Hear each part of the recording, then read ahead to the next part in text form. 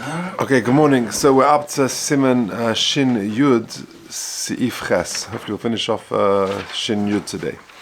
Says the Mechaber. We're talking about a Bosis, which is a Bosis L'Dava Ha'os V'Hamutah. So you've got a tray which has got things which are Muktzeh on it and things which are not Muktzeh. So says the Mechaber, Kli Sheyesh Alav Dava Ha'os V'Dava Hamutah. You've got a Kli which has got both on it, Dava Ha'os V'Dava Hamutah. Mutzah l'taltalei. Then you can move that kli. Kagoin machta. For example, a machta, which is like a fire pan, a scoop, or something like that. Sheyesh oleha mi'ba'id yom efer. It's got from before Shabbos efer, which is ash, which is shemutah l'taltalei, which is not muktzeh. So that's okay to use. You've used it for various uses at home. Lechasas by roik etzea, to cover up roik, spittle etzea, or excrement. And you've got broken pieces of eitzim shehem asurim betiltul, which asurim betiltul they're muktzah. So you've got this machta, this fire pan, this scoop which has both things on it. Mutzah letaltel hamachta k'moshehi. You're allowed to carry it in the normal fashion. It's got both things on it, and therefore it's mutzah. Uchagoin only when, for example, to shedava hamutah choshev midava ha'asa. When the mutzah item on the machta is more valuable than the dava ha'asa.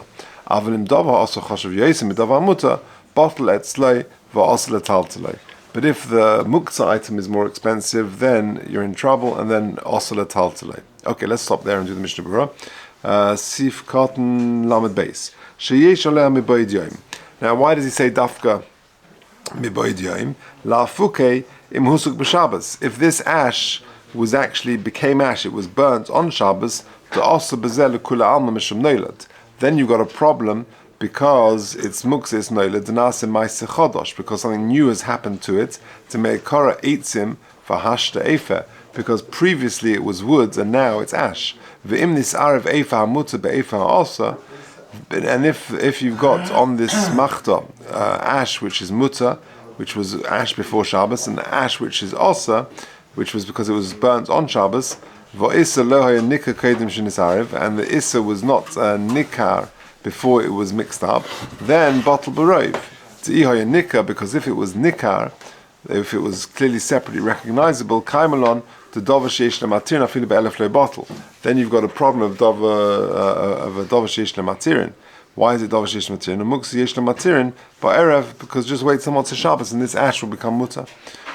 Nearly the mayim hanoitfin man ha'elonos. You've got water or liquid which falls, which drips from the tree.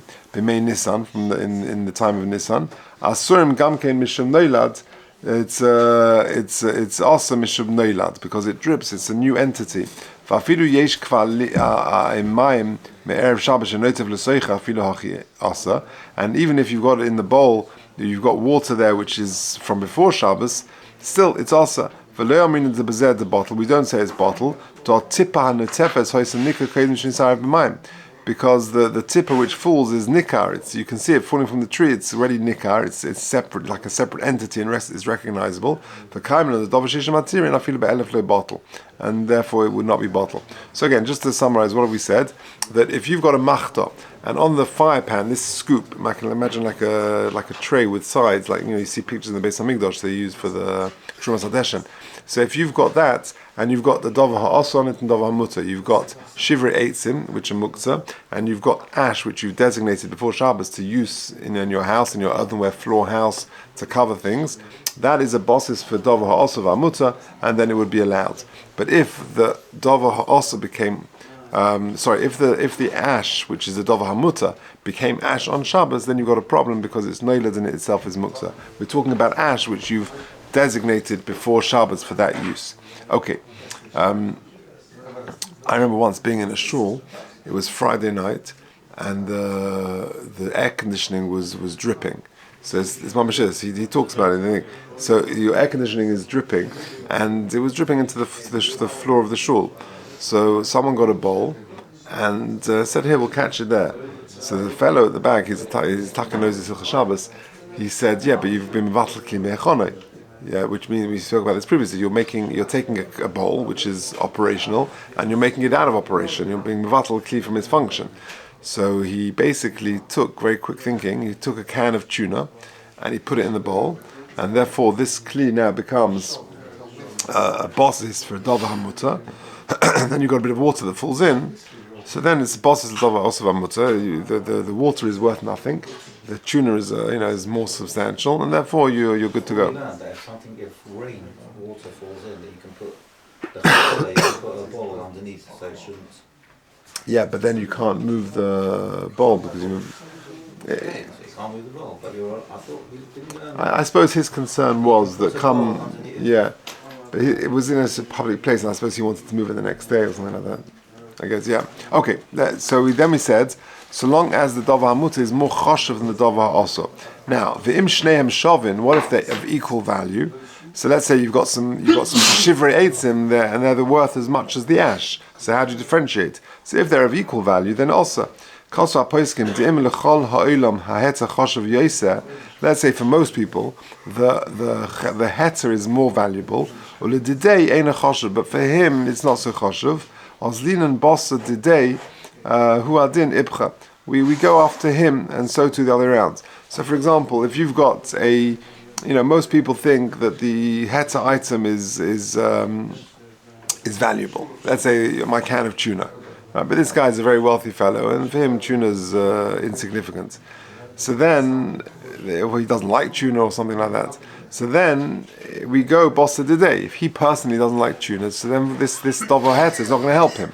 Right now, how do you generally work when you do chesh? If you look at footnote 48, he says, "L'gabe ofen medidas chashivas divrei heter biyachas divrei muktzeh rei ma shekosavnu le'el." So don't go back, I'll find it for you. He says there in footnote 28, back on Reisha and Zion, he says, interesting, he says, Mashma midvar shechashivas hakikaras. Remember we spoke about putting challah on candlestick trays. Right now your candlesticks can be worth hundreds of pounds. Your challah is worth a few pounds. So how do you ascertain the value? He says, shechashivas hakikaras hi mishum shein nitzrachos le'Shabbos. They need it for a mitzvah. V'chein mitzvah b'loshen mechai adam. V'chein das ha'chazan ish. She'af api she'shoviv ha'mamoini shelo isa godl yosem mishal ha'heter. That the candlesticks could be worth a lot more financially than the challahs. Mikol makom davar heter she'nitzrach le'shimish b'Shabbos choshev yosem in zeh. That if it's got an intrinsic value because it's for a mitzvah, that's it's inestimable. And therefore that's the way they look at it. Okay. I remember we discussed recently that it's not all the poskim are absolutely satisfied with that. Again, if somebody puts a bowl underneath or dripping, that's even whether the can of tuna or whatever. So for him it becomes also to move it on Shabbos. For somebody else. So if somebody else can move something which is muktzeh, if he put the tuna in, then it'll be okay. But even for him, even for the guy who puts it there, But if he doesn't, forget the tuna. Forget just for him.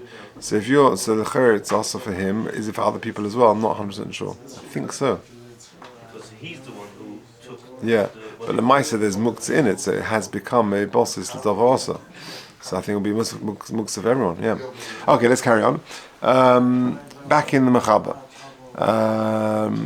V'tam ha'heter tiltul zeh. Now, the reason why this movement, again, you're holding a fire pan, a machta, a scoop, which has got heter and issa in it, you're allowed to move it. The tam heter tilted, I'm 5 lines in the bottom.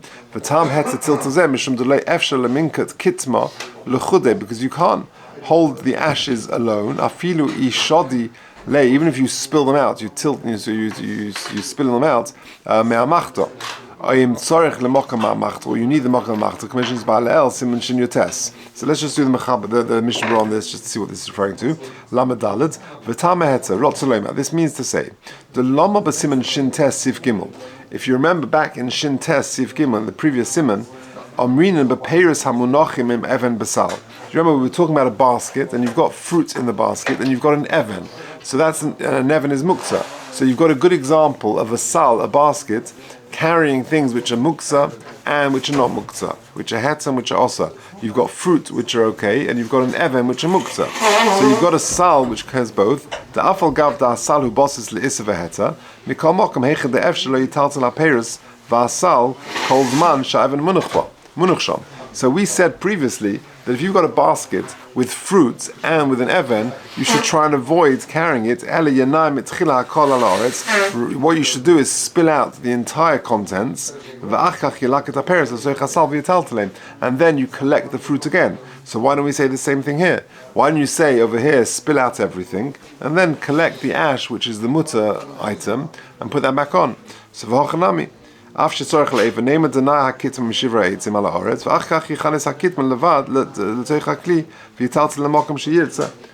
Berurah is asking a great question. In Shin Tes Sif Gimel, we said that if you've got a basket with an even and with fruit, you should really, even though it's a Bosis Ladova also Mutter, you should spill it out and then collect the fruit back on. Well, so too over here, with this Machta, spill out the contents of the Shivri Eitzim, which are Muktzeh, and the Kitma, which is Mutter. You've designated the ash for Shabbos, and then bring the ash, the Kitma, back on.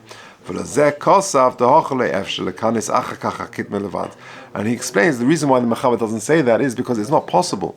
You can't just take the Kitma levad.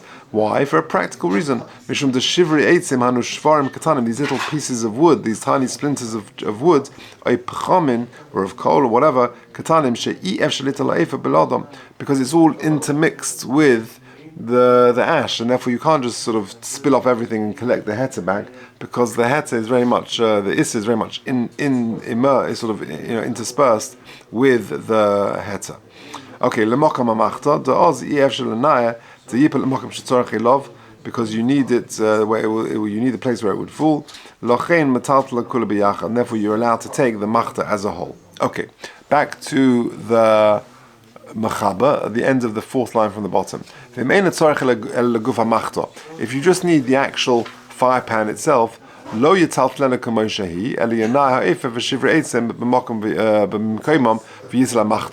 you don't need the ash, you just need the actual scoop, the fire pan itself, then you should tilt everything off and take it. It says in Mishnah Berurah Lamed Vav, if there's going to be a hefsed, you need this ash, or there's a loss, or for some reason, then you don't need to. Okay, now the Ramah. Two lines from the bottom. If you're able to spill out the issa alone, then you should do that. So then you should spill out the issa, so that you just have the heta. All of the above is talking about where the heta and the issa was there before Shabbos. If, however, the issa was on the fire pan alone, then you're in trouble. And we'll see why in the Mishnah Berurah, Lamed Zayin, but Ben Hashmoshes, it was all there together at Ben Hashmoshes. Alkein, Loi Mahani Hanochas Haheta Etzlei, because if the Issa was on the fire pan alone before Shabbos came in, then it doesn't help. Not nitla Issa legamrei misham, gamkein also kim diskatzoyle ben hashmoshes, because the fire pan became a bosis ledova also at ben hashmoshes, and it itself became muktzeh, and therefore you're in trouble. V'chanal b'sif zayin. Avlim b'Shabbos hunachalov dova Issa, but if the dvar Issa only went on the fire pan on Shabbos itself, hoylo ben hashmoshes loy iskatzoy. Since it wasn't muktzeh at Ben Hashmoshes, havelo muktzeh lechatzi Shabbos, v'kaimelon de'ein muktzeh lechatzi Shabbos, ele kol zman sho issa munoch olav also betiltul. That when the issa is on it, then it's muktzeh. Al kein mutzel oniach olav dova shel heta choshev yosa. So in